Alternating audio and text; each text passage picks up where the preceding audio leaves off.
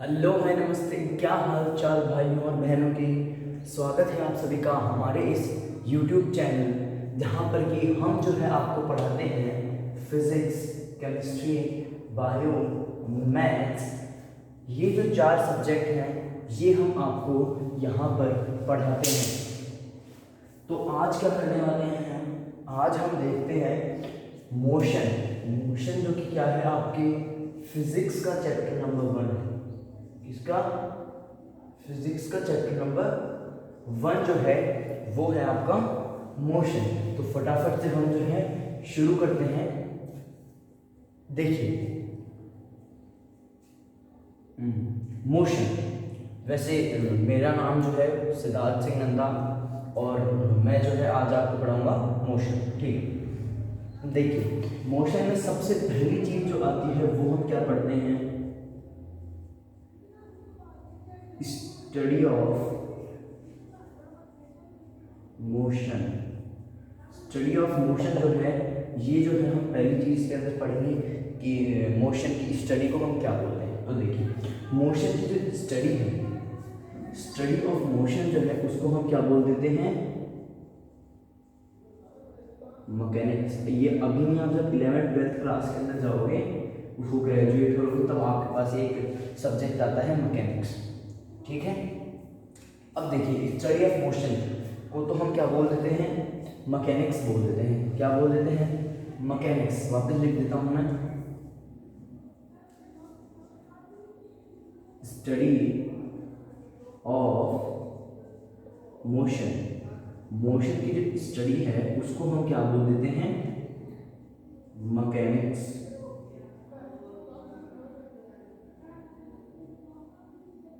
Mechanics बोलते हैं। ठीक है, अब इसके अंदर हम लोग बेसिकली क्या पढ़ने वाले हैं, इसके अंदर सबसे पहली चीज जो है वो आती है फिजिकल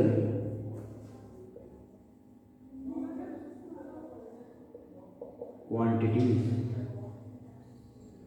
फिजिकल क्वांटिटी जो है उसे हम सबसे पहले पढ़ने वाले हैं। तो देखिए फिजिकल क्वांटिटीज क्या होती हैं। फिजिकल क्वांटिटीज पहले ऐसी क्वांटिटीज होती हैं जिनको कि क्या कर सकते हैं हम, कैन बी मेजर्ड। जिनको हम क्या कर सकते हैं, मेजर कर सकते हैं, जिनको हम नाप सकते हैं, जिनको हम क्या बोल देते हैं, फिजिकल क्वांटिटीज बोल सकते हैं। अब देखिए फिजिकल क्वांटिटी जो है वो फर्दर क्या है, 2 टाइप्स के अंदर डिवाइड हो जाती है। कौन कौन सी क्वांटिटीज, एक तो होती है स्केलर क्वांटिटीज, एक होती है स्केलर क्वांटिटीज और एक हो जाती है वेक्टर क्वांटिटीज। स्केलर क्वांटिटीज और वेक्टर क्वांटिटीज। देखिए स्केलर क्वांटिटी क्या होती है और वेक्टर क्वांटिटी क्या होती है, इसको जो है हम फटाफट से देख लेते हैं। स्केलर क्वांटिटी बेसिकली क्या होती है, जिनके पास केवल और केवल मैग्नीट्यूड होता है। बताऊंगा मैं अभी, जिनके पास क्या है, मैग्नीट्यूड जो है वो अवेलेबल है, डायरेक्शन जो है वो इनके पास अवेलेबल नहीं रहती है। ठीक है, एग्जाम्पल्स भी हम जो है इसके अंदर कवर करने वाले हैं। देखिए सबसे पहले तो मैग्नीट्यूड क्या होता है। मैग्नीट्यूड कोई भी ऐसी मतलब एक न्यूमेरिकल वैल्यू, जैसे कि हम लिखते हैं 4 किलोमीटर, तो ये क्या है, 4 क्या है इसके अंदर, ये इसका मैग्नीट्यूड है। ठीक है, ये जो है ये होता है मैग्नीट्यूड। ठीक है, आई होप आप समझ गए होंगे। नेक्स्ट, डायरेक्शन जो है वो इसके पास नहीं होती है, मैग्नीट्यूड होता है। जैसे कि अभी मैंने लिखा 4 किलोमीटर। अब इसके अंदर अपने को ये नहीं बताया कि 4 किलोमीटर किधर चला है, वो आगे पीछे दाएं बाएं left right east west north south किधर चला है, अपने को नहीं बताया हुआ है। इसके लिए ये 4 किलोमीटर क्या है, ये एक स्केलर क्वांटिटी हो जाएगी, जहां पर केवल और केवल 4 यानी कि मैग्नीट्यूड दिया हुआ है। ठीक है, आई होप आप ये बात समझ गए होंगे कि मैग्नीट्यूड क्या होता है। नेक्स्ट, डायरेक्शन नहीं दी हुई थी उसके अंदर, डायरेक्शन भी समझ गए। अब देखिए एक एग्जांपल तो मैंने आपको बता दिया था, है ना। इसके और कई एग्जांपल्स हैं, जैसे कि डिस्टेंस, यानी कि मैंने जो आपको बताया 4 किलोमीटर्स। एक होता है इसके अंदर स्पीड, है ना, एक होता है इसके अंदर वॉल्यूम, एक होता है इसके अंदर टाइम, है ना। ये कई सारी चीजें हैं जिनको कि हम क्या है, जिनका केवल हमारे पास मैग्नीट्यूड अवेलेबल होता है। और भी एक चीज लिख लो आप, ये होता है टेम्परेचर, ठीक है, टेम्परेचर। ये क्या थी, ये थी स्केलर क्वांटिटीज। आई होप आप स्केलर क्वांटिटीज का जो कॉन्सेप्ट है उसको क्लियर कर लिया होगा। नेक्स्ट अब हम आते हैं वेक्टर क्वांटिटीज। एक बात इसके अंदर स्केलर क्वांटिटीज की सिमिलर है और दूसरी बात बिल्कुल ऑपोजिट है। क्या है, देखिए, मैग्नीट्यूड है। मैग्नीट्यूड क्या है इसके पास, अवेलेबल है। और एक चीज क्या है, डायरेक्शन। डायरेक्शन भी क्या है यहाँ पे हमारे पास अवेलेबल होती है। और एग्जांपल जो है हम इसके डिस्कस कर लेंगे, ठीक है। चलिए देखिए,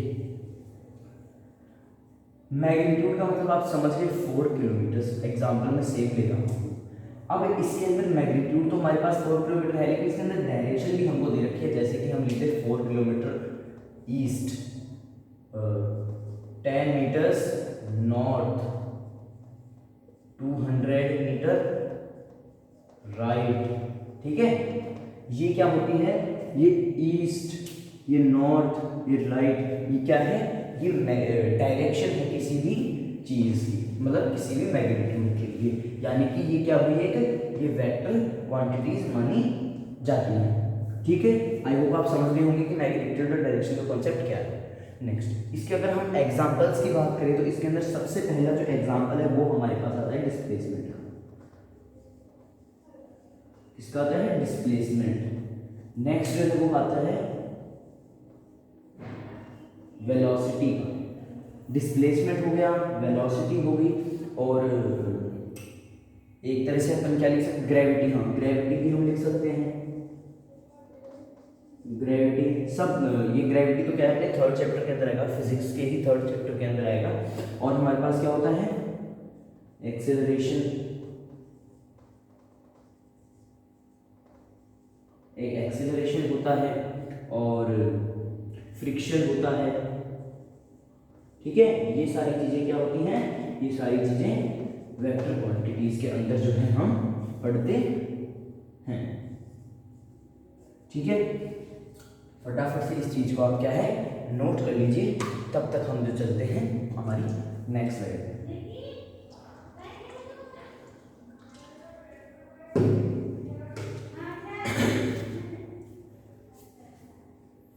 आई होप आपने लिख लिया होगा, मैं इरेज कर देता हूँ।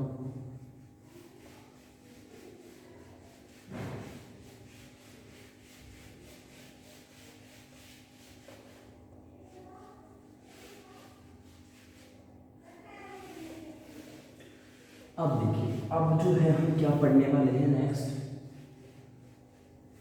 अब हम concept of motion and rest पढ़ने वाले हैं कि मोशन क्या है। हमारे चैप्टर का नाम जो है मोशन, वो क्या है, और उसके बाद जो है हम रेस्ट के बारे में भी डिस्कस करेंगे।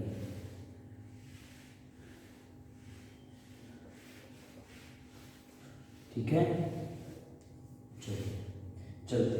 अब जो है हम मोशन से पहले एक छोटी सी चीज है उसको भी कवर कर लेते हैं हम। लोकेशन ऑफ ऑब्जेक्ट, यानी कि रेफरेंस पॉइंट। छोटी सी चीज है, काफी इंपॉर्टेंट है, ज्यादा कुछ मतलब हार्ड है नहीं इसके अंदर, अगर आप अच्छे से समझो। देखिए क्या कहा गया है आपकी बुक के अंदर, to locate position of any object we need reference point. क्या बोला है कि किसी भी चीज की लोकेशन, मान लीजिए ये एक नंबरिंग, मैथ्स के अंदर आपने नंबर लाइन बनाई होगी, है ना, ये एक नंबर लाइन है, यहाँ पे 0 आता है, ये -2 है, -1 है, 1 है, ये 2 है। मान लीजिए आपका आप जो है वो यहाँ पर है, ये जो है आप हैं और ये जो है आपके फ्रेंड का घर है, ठीक है, ये आपके फ्रेंड का घर है। अच्छा, एक इससे थोड़ा अच्छे से एग्जांपल मैं आपको समझाऊँ तो ये हो सकता है, मान लीजिए ये कोई एक रोड है, ठीक है, ये वो रोड पे लगने वाली हेडलाइट है, मान लीजिए ऐसा, ये हेडलाइट है। अब स्ट्रीट लाइट है यहाँ, और यहाँ पर जो है आपका, आप खड़े हैं और ये आपका फ्रेंड है। तो आप क्या बोलेंगे कि सामने जो स्ट्रीट लाइट दिख रही है उसके नीचे मैं खड़ा हूँ, सामने जो स्ट्रीट लाइट लगी है उसके नीचे मैं खड़ा हूँ। तो अब आपने अपनी जो लोकेशन है, अपनी जो लोकेशन है वो किसकी हेल्प से बताई, किसकी हेल्प ली आपने, स्ट्रीट लाइट की। किसकी हेल्प ली, स्ट्रीट लाइट जो है उसकी हेल्प से आपने क्या, आपकी जो लोकेशन आपके फ्रेंड को बताई, समझाई, ठीक है। तो हम यहाँ पे क्या लिख सकते हैं, to locate position, to locate position of any object we need a reference point. क्या है, किसी भी ऑब्जेक्ट को लोकेट करने के लिए हमें रेफरेंस पॉइंट की जरूरत होती है, यानी स्ट्रीट लाइट क्या हो गई आपकी, एक रेफरेंस पॉइंट हो गई, आरपी यानी रेफरेंस पॉइंट। नेक्स्ट आपकी एनसीईआरटी में क्या लिखा है, if we change the reference point of any object its location also changes. हम अगर किसी भी चीज का रेफरेंस पॉइंट चेंज कर दें, अरे भाई इजी सी बात है,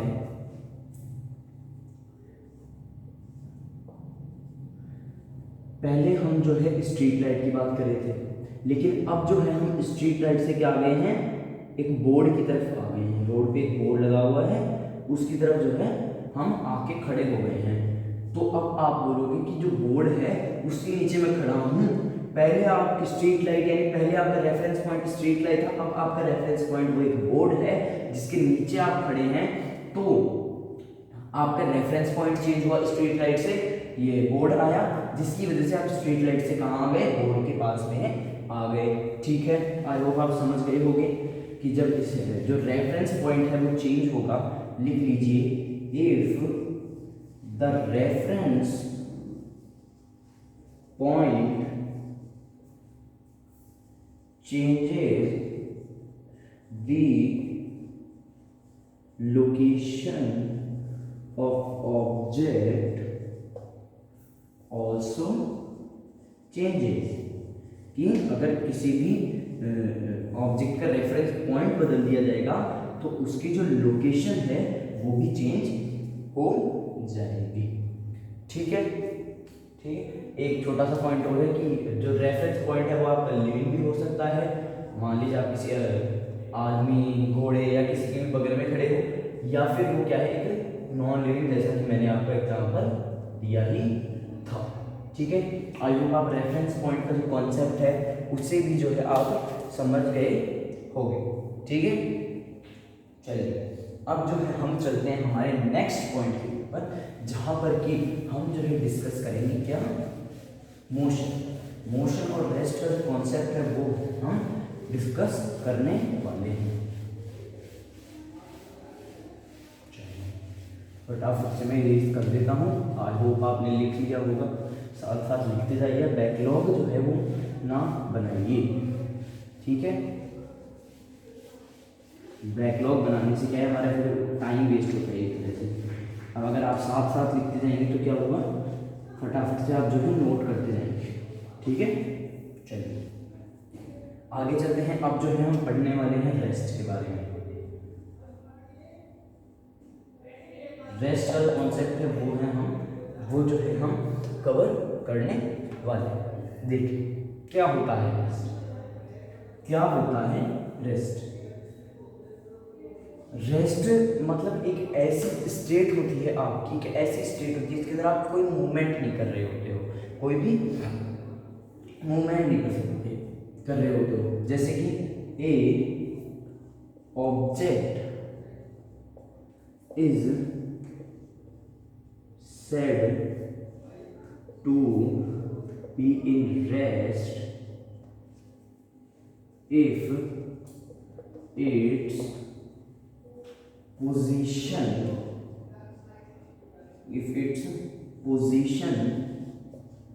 doesn't change with respect to time. क्या बोला गया है कि ऑब्जेक्ट की जो पोजीशन है, ऑब्जेक्ट की जो पोजीशन है अगर वो नहीं बदल रही है तो वो क्या है, वो रेस्ट के लिए माना जाएगा। जैसे कि ये मार्कर है, ये मार्कर है, अब 1 सेकंड तक हमने देखा नहीं मूव कर रहा, 2 सेकंड नहीं मूव कर रहा, 3 सेकंड नहीं मूव कर रहा, 4 सेकंड नहीं मूव रहा, आधे घंटे तक देख लिया नहीं कर रहा, 1 दिन हो गया नहीं कर रहा।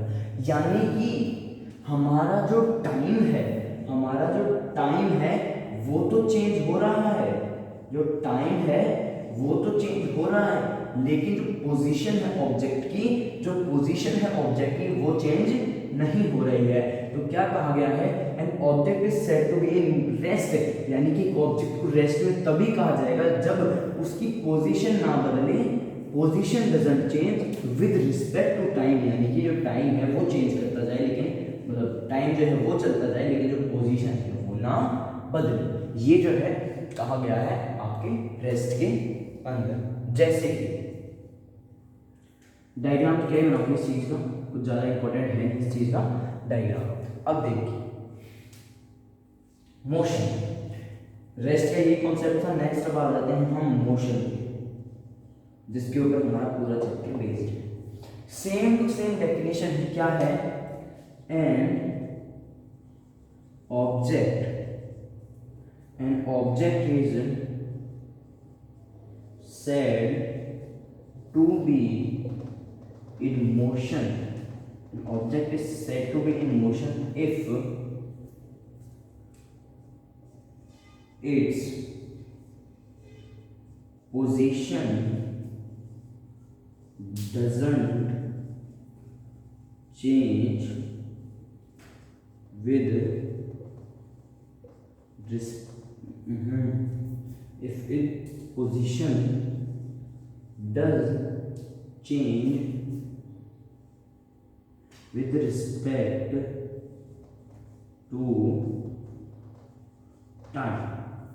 देखिए क्या कहा गया है मोशन की डेफिनेशन के अंदर कि एक ऑब्जेक्ट है उसको हम मोशन में तभी कहेंगे, एक ऑब्जेक्ट को हम मोशन में तभी कहेंगे अगर उसकी जो पोजीशन है वो चेंज कर रही होगी, डज चेंज यानी चेंज कर रही होगी विद रिस्पेक्ट टू टाइम, यानी समय भी चलता जाएगा और जो पोजीशन है ऑब्जेक्ट की वो भी चेंज होती जाएगी। जैसे कि ये मार्कर है, ये यहाँ पे है, 1 सेकंड बाद देखा ये यहाँ पे आ गया, 2 सेकंड बाद देखा ये यहाँ पे आ गया, 3 सेकंड बाद देखा ये यहाँ गया, फिर 4 second, 5 second, 6 second, 7 second, 10 second, ऐसे मतलब जो है ये मूव करता जाएगा। तो इसको क्या बोल देंगे, स्टेट ऑफ मोशन के अंदर है।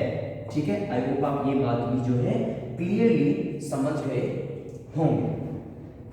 आई होप ये बात भी आप क्लियरली समझ गए होंगे। अब देखो काफी ही जो इम्पोर्टेंट है एक पॉइंट वो जो है हम अब डिस्कस करने वाले हैं, काफी ही इम्पोर्टेंट पॉइंट। अच्छा चलिए अब एक बार इसको नोट, मोशन वाली डेफिनेशन नोट करिए, फटाफट से नोट करिए इसको। चलिए गाइस अब जो है हम आ चुके हैं हमारे नेक्स्ट पार्ट के ऊपर, जहाँ पर कि जो है हम डिस्टेंस के बारे में कवर करने वाले हैं। डिस्टेंस और डिस्प्लेसमेंट इन दोनों के बारे में ही जो है हम कवर करने वाले हैं। चलिए फटाफट से जो है हम शुरू करते हैं। देखिए डिस्टेंस क्या होता है, distance is the actual path between initial and final position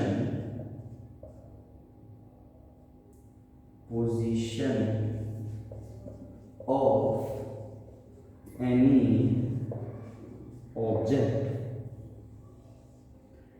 क्या है डिस्टेंस, क्या होता है, द एक्चुअल पाथ वास्तविक रास्ता, बिटवीन इनिशियल स्टार्टिंग, इनिशियल यानी स्टार्टिंग, एंड फाइनल यानी ending, initial and final position के बीच में जो एक्चुअल पाथ होता है, पोजीशन के बीच में जो एक्चुअल पाथ होता है वो किसी भी ऑब्जेक्ट का क्या कहलाता है, डिस्टेंस कवर्ड कहलाता है। जैसे कि आप देखिए ये है आपकी स्कूल, ये है आपकी स्कूल। अब आप यहां जाओगे, यहां जाओगे, फिर यहां जाओगे, फिर यहां जाओगे, फिर इधर जाओगे, और ये है आपका हम। कहाँ कहाँ गए आप, सबसे पहले तो हम गए शॉप पे, सबसे पहले तो हम गए शॉप पे, फिर हम गए गार्डन में, है ना, फिर जो है हम कहाँ गए, गार्डन में। गार्डन के बाद कहाँ जाते भाई, गार्डन के बाद कहाँ जाते हो, क्या लिखें, मान लीजिए गार्डन के बाद आप गए होटल पे, किसी भी होटल पे जो है आप गए। अब देखिए आपने कितना चक्कर मार लिया, स्कूल से गए दुकान से गए हम गार्डन, गार्डन से हम गए होटल से फिर हम गए होम। कितना चक्कर लग गया, यानी एक्चुअल पाथ है, पहले यहाँ, फिर यहाँ, फिर यहाँ, फिर यहाँ। ये क्या है, ये एक्चुअल पाथ है। स्कूल तो क्या हो गया आपका, इनिशियल पॉइंट हो गया, और होम क्या हो गया आपका, फाइनल पॉइंट। भाई आपने स्टार्ट किया था स्कूल से और एंड किया होम पे, ठीक है, ये तो हो गया डिस्टेंस। अब डिस्प्लेसमेंट की क्या बात है, डिस्प्लेसमेंट की क्या है, ये क्या है, the shortest path between initial and final position of any object. क्या बोला है, डिस्प्लेसमेंट क्या है, द शॉर्टेस्ट पाथ। डिस्प्लेसमेंट क्या है, वो शॉर्टेस्ट पाथ है इनिशियल यानी स्टार्टिंग एंड फाइनल यानी एंडिंग पॉइंट के बीच में किसी भी ऑब्जेक्ट की। अब जैसे कि सेम एग्जांपल जो है हम ले लेते हैं, स्कूल के बाद शॉप के बाद गार्डन के बाद होटल के बाद स्कूल, वो होम, ठीक है, ऐसे, ठीक है। क्या स्कूल के बाद शॉप के बाद गार्डन के बाद होटल के बाद। अब देखिए ये तो क्या हो गया आपका इनिशियल पॉइंट, ये तो हो गया आपका इनिशियल पॉइंट, और ये क्या हो गया आपका फाइनल पॉइंट। क्या ये हो गया आपका इनिशियल पॉइंट और वो हो गया आपका फाइनल।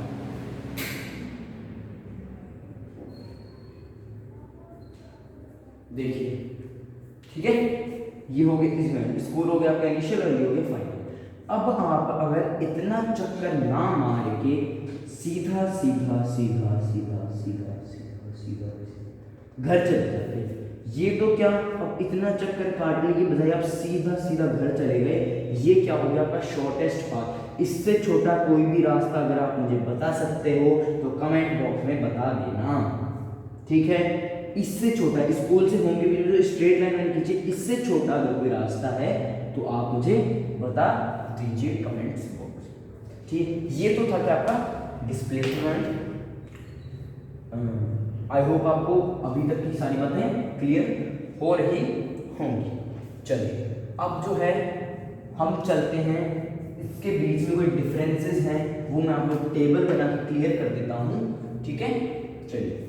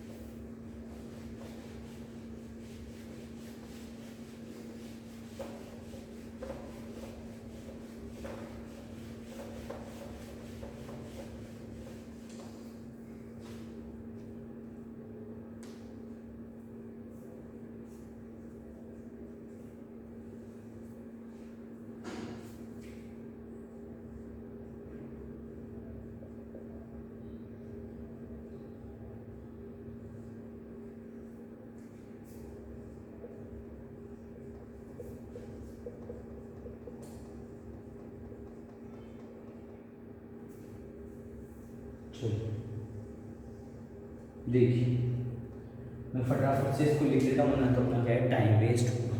इसको लिख देता हूँ मैं एक बार। चलिए गाइस अब जो है हम आ चुके हैं डिस्टेंस और डिस्प्लेसमेंट का जो डिफरेंसेस हैं उनके अंदर। चलिए देखते हैं फटाफट। Actual path between initial point and final point, ये हम क्लियर कर चुके हैं कि जो डिस्टेंस है वो एक्चुअल पाथ होता है किसी भी ऑब्जेक्ट की स्टार्टिंग पॉइंट और ending point. Initial point I P यानी इनिशियल पॉइंट, एफ पी यानी फाइनल पॉइंट। लेकिन डिस्प्लेसमेंट क्या होता है? Shortest path between initial point and final point, यानी कि शॉर्टेस्ट पाथ होता है जो कि इनिशियल पॉइंट और फाइनल पॉइंट के यानी स्टार्टिंग पॉइंट और एंडिंग पॉइंट के बीच में होता है। डिस्टेंस क्या है? एक स्केलर क्वांटिटी माना जाता है, क्योंकि यहाँ पर केवल और केवल क्या होता है, यहाँ पर केवल और केवल क्या होता है, एक मिनट, हाँ यहाँ पे केवल और केवल क्या होता है, मैग्नीट्यूड होता है। डिस्टेंस वो डायरेक्शन जो है वो यहाँ पे अवेलेबल नहीं रहता है। नेक्स्ट ऐसा यूनिट क्या है, इसकी मीटर्स है, हाँ। और ये जो है कैन नॉट बी जीरो, यानी कि जीरो नहीं हो सकता और ये कभी भी नेगेटिव नहीं हो सकता है। और इसको हम किससे, डी से रिप्रेजेंट करते हैं, डी फॉर डिस्टेंस। अब इसमें आ जाते हैं शॉर्टेस्ट पाथ, ठीक है। वेक्टर क्वांटिटी है यानी कि इसके पास मैग्नीट्यूड भी अवेलेबल होगा और इसके पास डायरेक्शन भी अवेलेबल होगी। नेक्स्ट ऐसा यूनिट मीटर्स के अंदर होती है इसकी। ये चीज़ थर्ड पॉइंट जो भी है इसको जो है आप एग्जाम के अंदर नहीं लिख के आना, अगर आपसे डिफरेंस पूछे कि similarity. Next can be zero, ये जीरो भी हो सकता है, ये नेगेटिव भी हो सकता है, ये पॉजिटिव भी हो सकता है। भैया ये कैसे होता है, हो सकता है, ये मैं अभी समझा दूंगा आपको। नेक्स्ट इसको किससे हम एस से रिप्रेजेंट करते हैं। देखिए यहाँ पर क्या, ये बी पे गया, उसके बाद सी पे गया, यानी कि ए से बी जाना पड़ा इसको पहले, तो क्या इसको पहले तो ए से बी पे जाना पड़ा, उसके बाद इसको बी से सी पे जाना पड़ा। लेकिन इसके अंदर इसने ए से बी और बी से सी जाने की बजाय इसने डायरेक्ट ए टू सी जाना सही समझा, ठीक है, ठीक है। अब देखिए ये वाली फोर्थ वाली सिचुएशन ये जो मैं आपको बता करके दिखा देता हूं। देखिए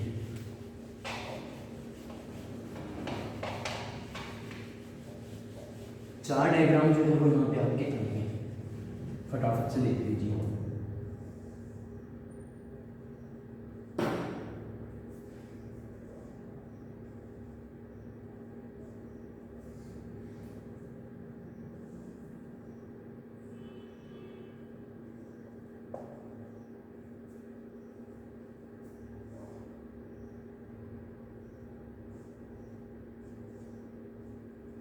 ठीक है, देखिए चार डायग्राम आए हैं। सबसे पहले जीरो की कंडीशन देख लीजिए। डिस्प्लेसमेंट जीरो कब होगा?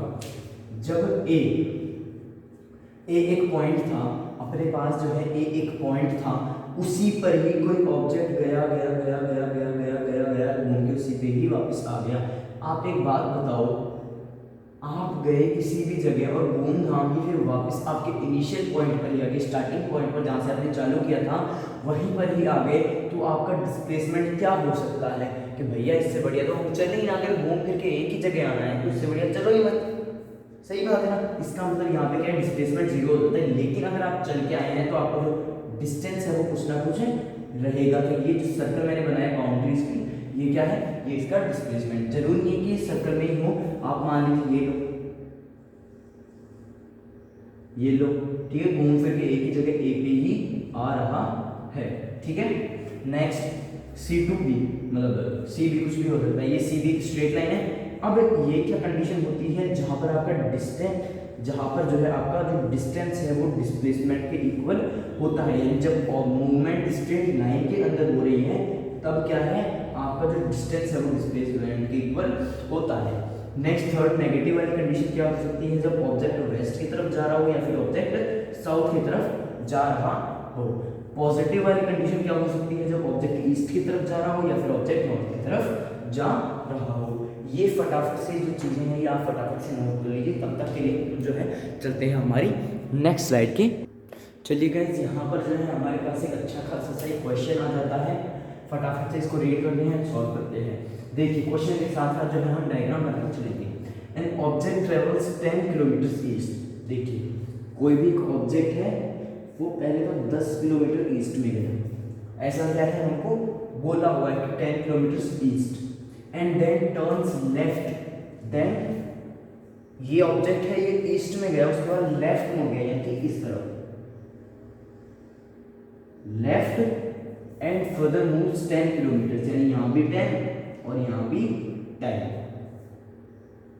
ठीक है। Find the total distance and displacement of the object. देखिए टोटल डिस्टेंस एंड डिस्प्लेसमेंट हमको निकालनी है। देखिए ये मान लीजिए हो गया पॉइंट ए, ये हो गया पॉइंट बी और ये हो गया पॉइंट सी। आप सबको पता है कि डिस्टेंस क्या होगा, डिस्टेंस ब्रैकेट डी क्या होगा। देखिए D is equals to A B plus में A C B C, A B plus में बी सी। भाई वो इतना ही तो चला, पहले ए बी ईस्ट गया, उसके बाद बी सी नॉर्थ गया, ठीक है। तो D is equals to A B plus में बी सी, तो डी क्या आ जाएगी अपनी, ए बी कितनी दे रखी है अपने को 10 प्लस 10, तो ये क्या आ गया ना 20 किलोमीटर जो है उसका क्या हो गया डिस्टेंस हो जाएगा। नेक्स्ट अब जो है हम डिस्प्लेसमेंट निकाल लेते हैं, ठीक है। अब जो है हम डिस्प्लेसमेंट निकाल लेते हैं। तो देखिए डिस्प्लेसमेंट के लिए हम क्या करेंगे, डिस्प्लेसमेंट के लिए हम क्या करेंगे भाई, डिस्प्लेसमेंट क्या होगा, shortest path between initial and final point. तो शॉर्टेस्ट पाथ क्या होगा, यही तो होगा, ये शॉर्टेस्ट पाथ ही तो होगा, ठीक है। ये स्ट्रेट लाइन शॉर्टेस्ट पाथ ही तो होगी, यानी एसी क्या है अपना शॉर्टेस्ट पाथ है। और अगर आप देख रहे हैं वो, तो ये क्या बन रहा है, एक राइट एंगल ट्राइंगल बन रहा है। यहाँ पर जो एंगल है वो 90 डिग्री का है, तो राइट एंगल ट्राइंगल बन रहा है। इसको पाइथागोरस थ्योरम से भी हम निकाल सकते हैं। सो बाय पी जी टी, यानी पाइथागोरस थ्योरम, पीजीटी यानी पाइथागोरस थ्योरम क्या बोल रही है कि AC का जो स्क्वायर होगा, AC का जो स्क्वायर होगा, हाइपोटेनस का जो स्क्वायर होगा वो बेस की स्क्वायर और परपेंडिकुलर का जो स्क्वायर है उसके इक्वल होगा। AC यहाँ पे क्या है हाइपोटेनस, AB यहाँ पे क्या है बेस और BC यहाँ पे क्या है परपेंडिकुलर। फटाफट से देखिए AC का जो स्क्वायर है वो किसके इक्वल हो जाएगा, 10 के स्क्वायर के 10 प्लस 10 का 10 स्क्वायर प्लस 10 स्क्वायर, तो AC का स्क्वायर हो गया 100 प्लस में 100, ठीक है। अब AC is equals to root 200, तो AC अपने पास कितना आ जाएगा 100 प्लस 100 को मैं ऐसे लिख सकता हूँ 100 इंटू 2, है ना। 100 प्लस 100 को 100 इंटू 2 लिखता हूँ, 100 बाहर आ जाएगा, 10 का पेयर मार के, तो 10 रूट 2 क्या है हमारा आंसर हो जाएगा। ये क्या हो गई हमारे पास डिस्प्लेसमेंट आ गई। देखिए कितना इजी क्वेश्चन था, आप जो है इसको पॉज करके आपने आई होप खुद से सॉल्व किया होगा, ठीक है। देखिए अब जो है हम चलते हैं हमारी नेक्स्ट स्लाइड के। चलिए गाइस अभी तक के लिए इस वीडियो इस पार्ट 1 के अंदर इतना ही। अब जो है हम चलेंगे हम जो करेंगे इस चैप्टर का जो पार्ट 2 है उसे हम फटाफट से कंप्लीट करेंगे। आज के हमने पार्ट 1 में क्या पढ़ा, मैं आपको एक बार समराइज करवा देता हूँ।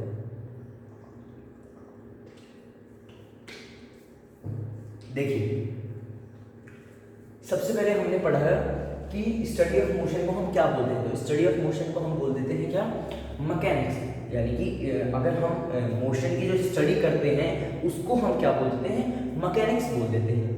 नेक्स्ट सेकंड हमने क्या पढ़ा कि मैकेनिक्स के अंदर सबसे पहला टॉपिक आता है फिजिकल क्वांटिटीज का। किसका आता है, फिजिकल क्वांटिटीज। फिजिकल क्वांटिटीज क्या हो सकती हैं, फिजिकल क्वांटिटीज ऐसी क्वांटिटीज होती हैं, क्या, फिजिकल क्वांटिटीज ऐसी क्वांटिटीज होती हैं जिनको कि क्या सॉरी हम मेजर कर सकते हैं। यानी कि हम क्या बोल सकते हैं, physical quantities are the types of quantity which can be measured easily. क्या, physical quantities are the types of quantities which can be measured easily. Next हमने इसके अंदर दो टाइप्स पढ़े, एक तो पढ़ा हमने स्केलर क्वांटिटी, नेक्स्ट जो है हमने पढ़ा वेक्टर क्वांटिटी। फटाफट से देखते हैं स्केलर क्वांटिटी क्या था। स्केलर क्वांटिटी देख सुनते दिमाग में आना चाहिए। स्केलर क्वांटिटी यानी जिसके पास केवल और केवल मैग्नीट्यूड हो, उसके पास डायरेक्शन अवेलेबल नहीं हो। जैसे कि 4 किलोमीटर, यहाँ पर 4 क्या है, केवल और केवल मैग्नीट्यूड है। इसके अंदर हमको ये नहीं बताया कि वो ईस्ट में गया है, वेस्ट में गया है, नॉर्थ में गया है, साउथ के अंदर गया है, ये हमको नहीं बताया गया है। तो ये क्या हो गया, ये स्केलर क्वांटिटीज हो गई। स्केलर क्वांटिटीज के हमने एग्जांपल्स देखे, जैसे कि डिस्टेंस और स्पीड और टाइम, टेम्परेचर, प्रेशर, ये क्या है, स्केलर क्वांटिटीज के टाइप्स हैं। नेक्स्ट हमने देखा कि जो वेक्टर क्वांटिटीज हैं वो क्या होती हैं। तो वेक्टर क्वांटिटीज बेसिकली क्या होती हैं, जिनके पास दोनों होते हैं, क्या, मैग्नीट्यूड भी होता है और डायरेक्शन भी अवेलेबल होती है। यानी कि अगर हम इसके वेक्टर क्वांटिटी को रिप्रेजेंट करें डिस्टेंस डिस्प्लेसमेंट की फॉर्म में, तो हम क्या कर सकते हैं, 4 किलोमीटर ईस्ट, 4 किलोमीटर ईस्ट, यानी 4 किलोमीटर का मैग्नीट्यूड है 4 किलोमीटर, लेकिन ये डायरेक्शन ही बता देंगे वो ईस्ट के अंदर गया, 4 किलोमीटर भी ईस्ट के अंदर गया। ठीक है। नेक्स्ट हमने क्या पढ़ा, वेक्टर क्वांटिटीज के बाद हमने पढ़ा कि लोकेशन ऑफ ऑब्जेक्ट को हम, यानी किसी भी ऑब्जेक्ट की जो लोकेशन है उसको हम कैसे लोकेट कर सकते हैं, उसको हमने क्या नाम दे दिया, रेफरेंस पॉइंट नाम दे दिया।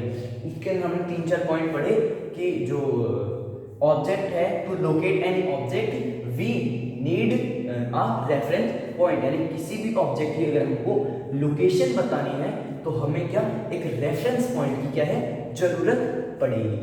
ठीक है। नेक्स्ट उसके अलावा हमने इसके अंदर और भी कुछ पॉइंट लिखे थे। क्या लिखे थे कि कोई भी अगर रेफरेंस पॉइंट है, अगर वो चेंज होता है तो ऑब्जेक्ट की जो लोकेशन है वो भी क्या हो जाएगी, वो भी चेंज हो जाएगी। अगर कोई रेफरेंस पॉइंट किसी भी ऑब्जेक्ट का चेंज होता है तो ऑब्जेक्ट की जो लोकेशन है वो भी चेंज हो जाएगी। ठीक है। और हमने एक और चीज पढ़ी थी कि जो रेफरेंस पॉइंट है वो लिविंग भी हो सकता है या फिर वो नॉन लिविंग भी हो सकता है। नॉन लिविंग का एग्जांपल मैंने आपको दे दिया था, और लिविंग का अगर आप बोलो तो मान लीजिए आप कहीं जू में गए, वहां पर आपकी फ्रेंड आपकी फ्रेंड आपको ढूंढ रही है, तो आप उसको सिंपली बोल दो कि हॉर्सेस जो है उनके पास में मैं खड़ा हूँ। मान लीजिए वहाँ पे हॉर्सेस थे, तो नहीं, मतलब मान लीजिए वहाँ पर कोई टाइगर होगा, तो आप बोलोगे टाइगर जहाँ पे है ना मैं उसके पास में हूँ, टाइगर जहाँ पे है मैं उसके पास में हूँ। ठीक है। नेक्स्ट इसके बाद जो है हमने क्या पढ़ा, रेस्ट और मोशन का कॉन्सेप्ट हमने यहाँ पे कवर किया। रेस्ट और मोशन क्या होते हैं, रेस्ट को हम क्या बोलते हैं, rest an object is said to be in rest, यानी किसी भी ऑब्जेक्ट को हम रेस्ट में तभी कहेंगे जब if the position of an object doesn't change with respect to time, यानी कि किसी भी ऑब्जेक्ट की जो पोजीशन है वो चेंज ना करे, समय चलता रहे, टाइम तो चलता रहे, कंटिन्यू रहे, लेकिन जो ऑब्जेक्ट की जो लोकेशन है वो चेंज ना हो, पोजीशन है वो चेंज ना हो। नेक्स्ट इसके अंदर हमने बाद में फिर पढ़ा मोशन। मोशन क्या होता है, an object is said to be in motion if the position of an object changes with respect to time. If the position of an object changes with respect to time, यानी कि जो time है वो तो चलता रहेगा और object की जो पोजीशन है वो भी क्या, बदलती रहेगी। इसके बाद हमने देखा डिस्टेंस और डिस्प्लेसमेंट क्या होते हैं। डिस्टेंस क्या होता है, the actual path covered between initial and final point, यानी कि किसी भी ऑब्जेक्ट के इनिशियल और फाइनल पॉइंट यानी स्टार्टिंग पॉइंट और एंडिंग पॉइंट के बीच का जो एक्चुअल पाथ उसने कवर किया है उसको हम क्या बोल देते हैं, डिस्टेंस बोल देते हैं। डिस्टेंस क्या होती है, एक वेक्टर क्वांटिटी, स्केलर क्वांटिटी होती है, इसके पास केवल और केवल मैग्नीट्यूड होता है। और क्या होता है, इसकी जो ऐसा यूनिट है वो क्या होती है, ये मीटर्स होती है, और इसको हम किससे, डी से रिप्रेजेंट करते हैं। नेक्स्ट हमने पढ़ा था कि डिस्प्लेसमेंट क्या होता है।